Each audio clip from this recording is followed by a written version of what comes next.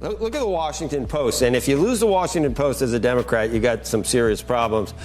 This is what they said about the price gouging or the price control legislation. It was really pilloried from both sides of the aisle. Even Jason Furman, I don't know if you saw some of his comments. He said it's not good policy, and it could actually do more harm than good. And I can paint you a picture of how that would work and how it's worked in the past, where we've tried to artificially hold prices down.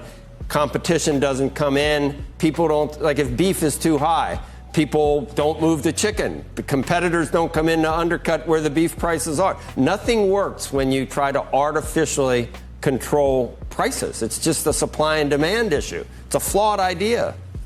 So did you have a question here?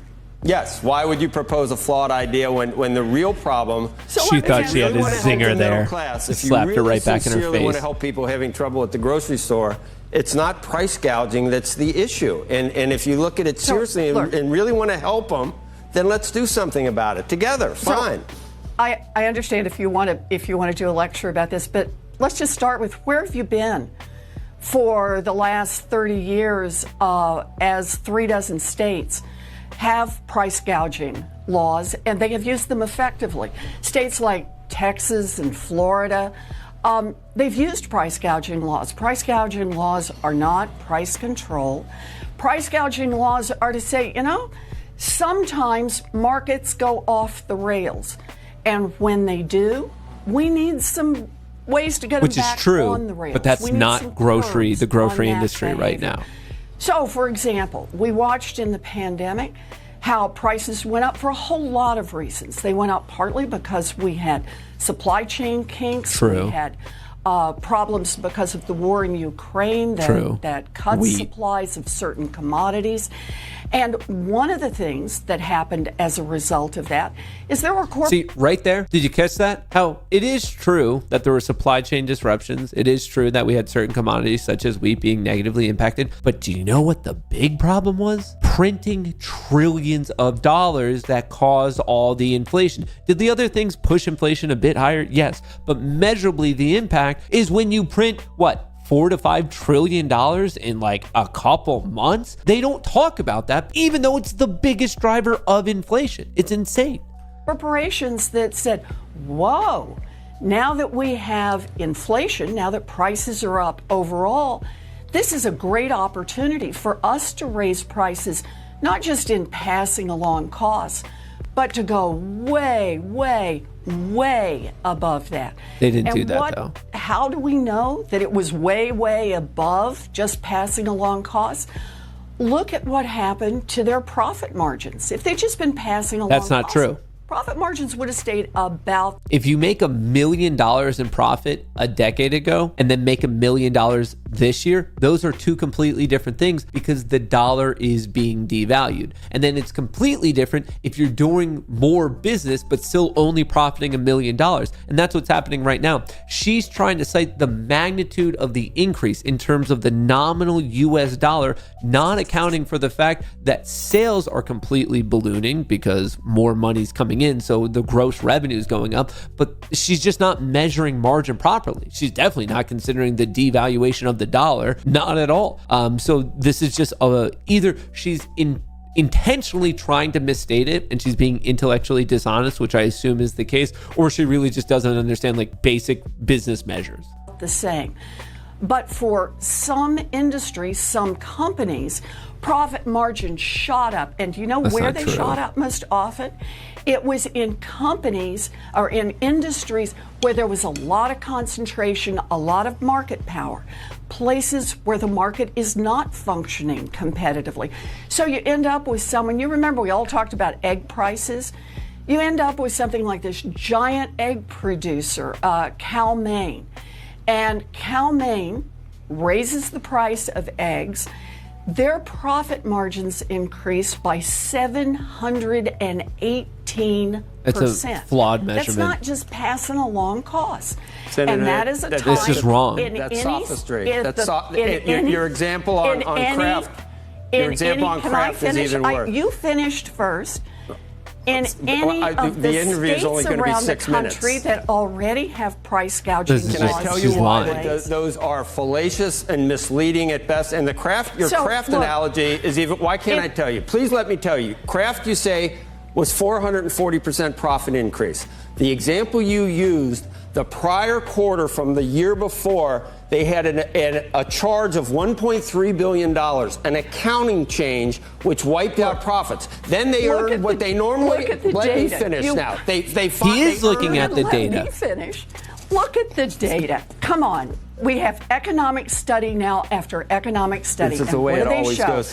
When there is more concentration, 40 million eggs were destroyed because of avian flu. When there is more concentration in an industry, we have seen much greater increases in Do you attribute the inflation? Margins. That's what you think we need to do to solve it? They're not random. They are not random one-offs.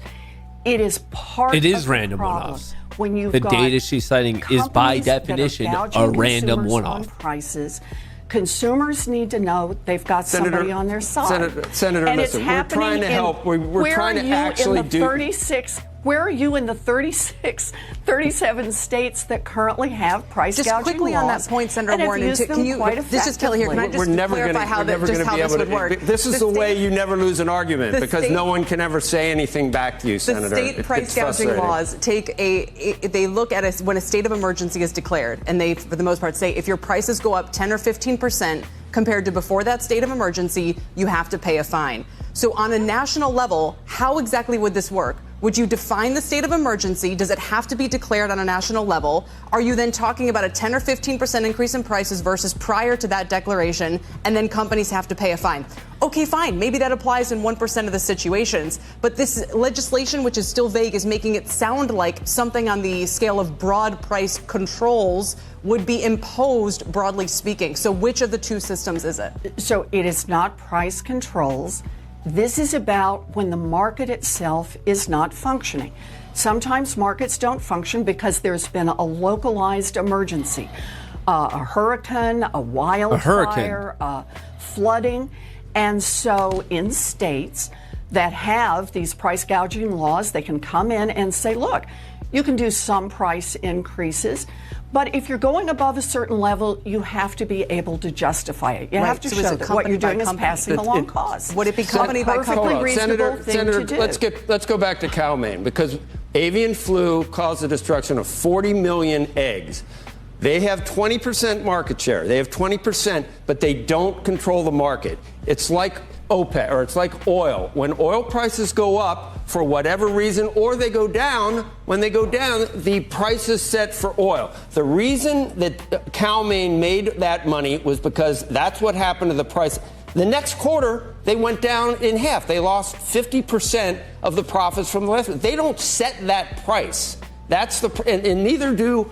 The Exxon does not set the price of oil. So when Exxon has $80 or $100 a barrel, yes, they make record profits.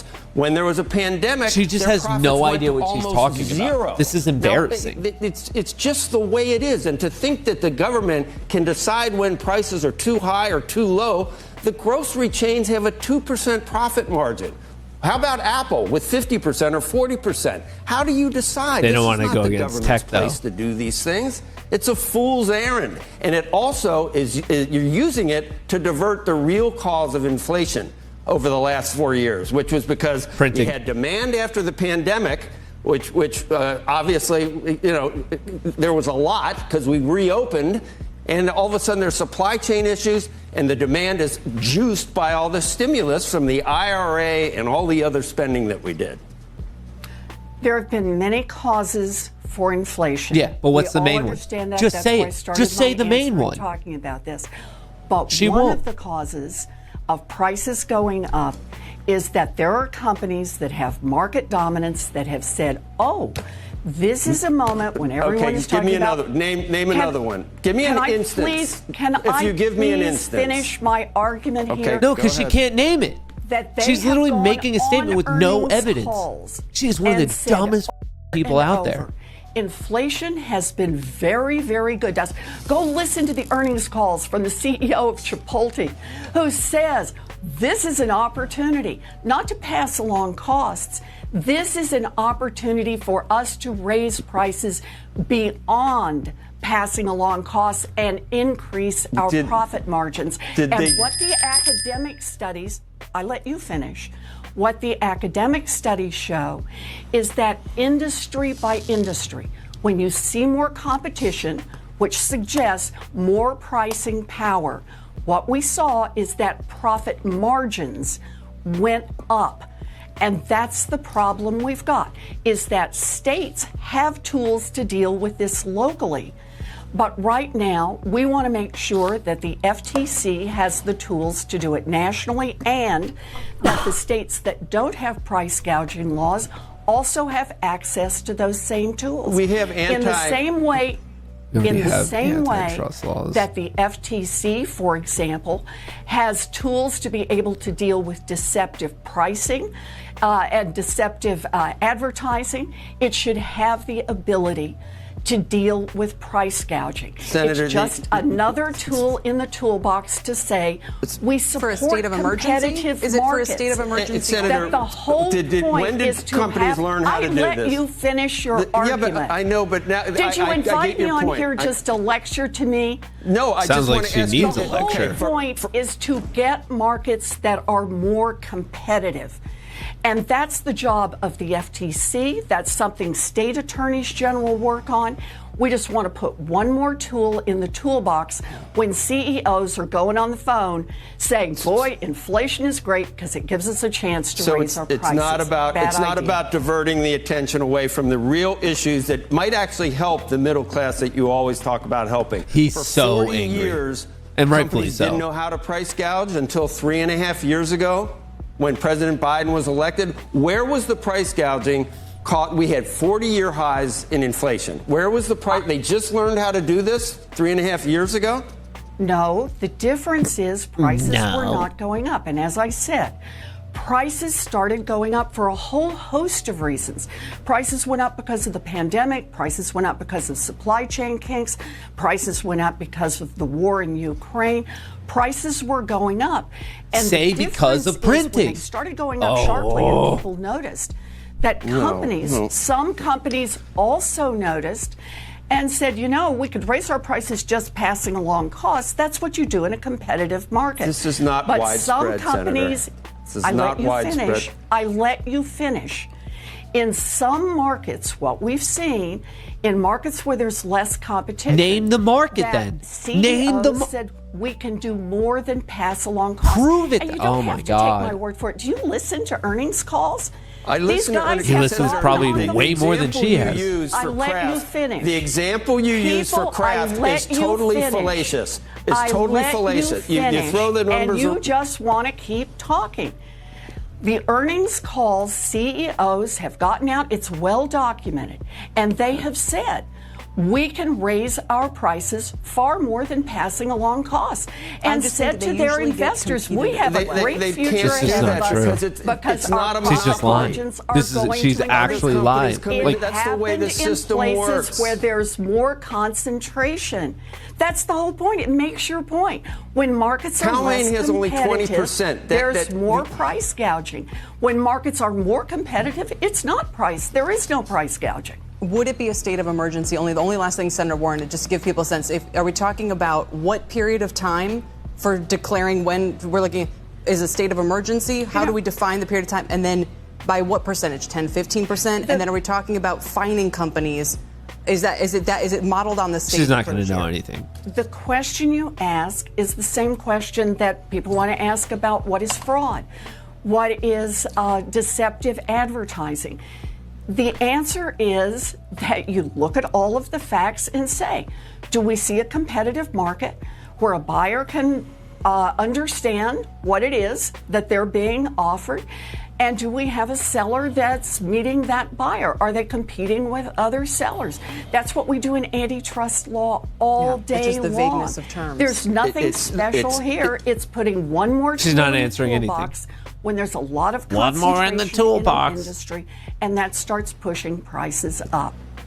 The example for Kraft, If it was done in a straightforward way, Senator, it would just be, your argument would be much better. When you say Kraft raised profits 440%, it was because the year before they had taken an accounting charge which brought their profit down to zero.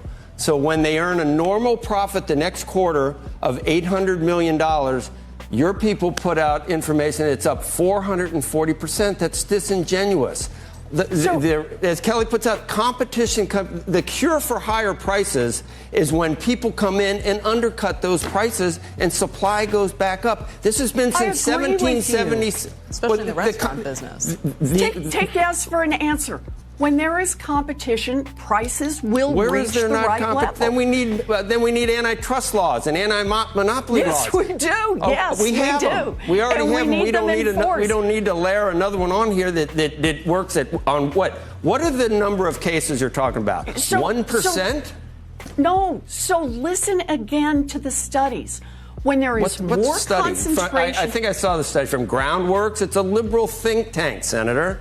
From Groundworks, that one? Look, dude, if you don't want to... He is so informed. He's knowing everything here, and she's just repeating a couple phrases of like, look, more competition. It's just another tool in the toolbox. Why don't you let me finish? She's regurgitated the three major things over and over again, and he's on the ball about everything. And so is his co-host. This is insane. This is absolutely ridiculous. If you think this woman is somehow informed about what she's talking about right now, you're a dodo bird. You can ignore them. You can ignore the calls. But the reality is, not paying attention to the I numbers, let you Senator. talk. Okay. See, right there. Reality I called is, it. The American people know what's happening in pricing. They Dude, understand she's so foolish. they are being Who do they gouged blame for on that, prices. Senator? And who they blame for that are these giant corporations. No, they blame the that Biden dominate administration. No, you blame the Biden. See, we all know we're getting gouged. The question is, how are we getting gouged? She's trying to divert the attention from inflation and printing money and poor economic plans to corporations. She's saying, no, the corporations did it. We, the government, didn't do it. So that's her job right now. She's playing a little bit of defense, a little bit of smoke and mirrors to say, no, you should look here because it's totally not 100% us. And then she's going up against a guy who is more informed on this particular subject, saying, I listened to all the earnings call. I know the numbers. And any of us can look. This is all public information. You can look into it. I can look into it. We have looked into it. And people who are uninformed, they're going to fall for her intellectual dishonesty here and say, oh, yeah, no, it is the corporations. That's what the Harris campaign is trying to do. So obviously she's playing defense for the Harris campaign when we all know this is just what happens when you print trillions and trillions and trillions of dollars. Absurd. No, I don't blame because you cannot bear the notion that sometimes these competitive markets are in fact not competitive. And when they're not, CEOs that is true. It's just not a widespread issue. We already have antitrust rules. At the expense of the American public. And you may not like that, but the American people understand what's happening, and they want to have people in government who at least have tools in the toolbox to be able to respond. Tools in the toolbox again. So that's what this is all about. Inflation has already come down without any of this happening. How does that happen? Why do companies stop gouging? Why did Cal-Maine? Why did the prices come down 50% immediately? Why does it happen? I'm not at all clear that prices have come down. Oh, so you haven't? A lot of companies in very concentrated industries have raised their prices and are sitting. The rate of inflation has come down. And are sitting on much bigger profit margins than they were sitting on 3 years ago. In the food industry, they're less than the profit margins are less than they were before the pandemic, Senator. In the food industry. They are not in industries where there's more concentration. Name the industry then. I get it. You lunatic of a lady. Name the industry. No, I just wanted to, I want to try to actually do, I want to try to actually conquer inflation, and this won't do it. I am somebody who believes in competitive markets. That's no, what you I don't. want to see happen. No, she That's doesn't. What I'm out there okay, fighting Pocahontas, for. calm But down. Competitive markets won't happen on their own. When these companies get bigger and bigger and bigger, one of the consequences is that they start figuring out other ways to juice their profits. They do things like they cut quality, they stop innovating, and they start building up their profit margins. Yeah, we have antitrust laws, and thank goodness for Lena Khan, who's out there starting to enforce them, and to say these giant companies cannot just dominate entire markets and do whatever they want, because we don't get the benefits then of markets.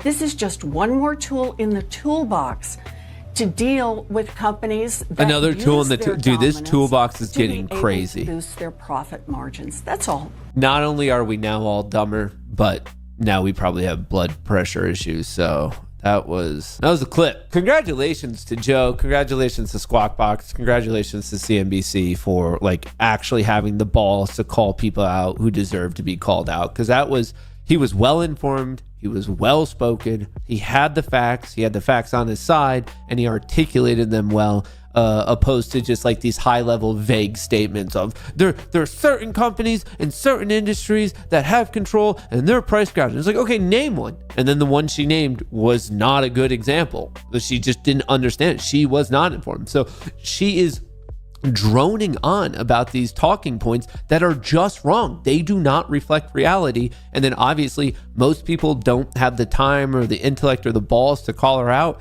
But then when someone has all of those, and that's why I'm saying a specific congratulations to CNBC and Joe from Squawk Box, because he's right. In this circumstance, he is 100% right. And obviously she just doesn't want to admit that what she wants everyone to think that the government is the reason we got out of the craziness we got out of. And it's just simply not true. He is right. It was more because of the private sector than anything else. This isn't opinionated. We have the numbers. That's the beauty about the economy and stock markets and money. It is measurable. We have it. It's not some just subjective opinion. It's an objective measurement that we can all go test and realize for ourselves.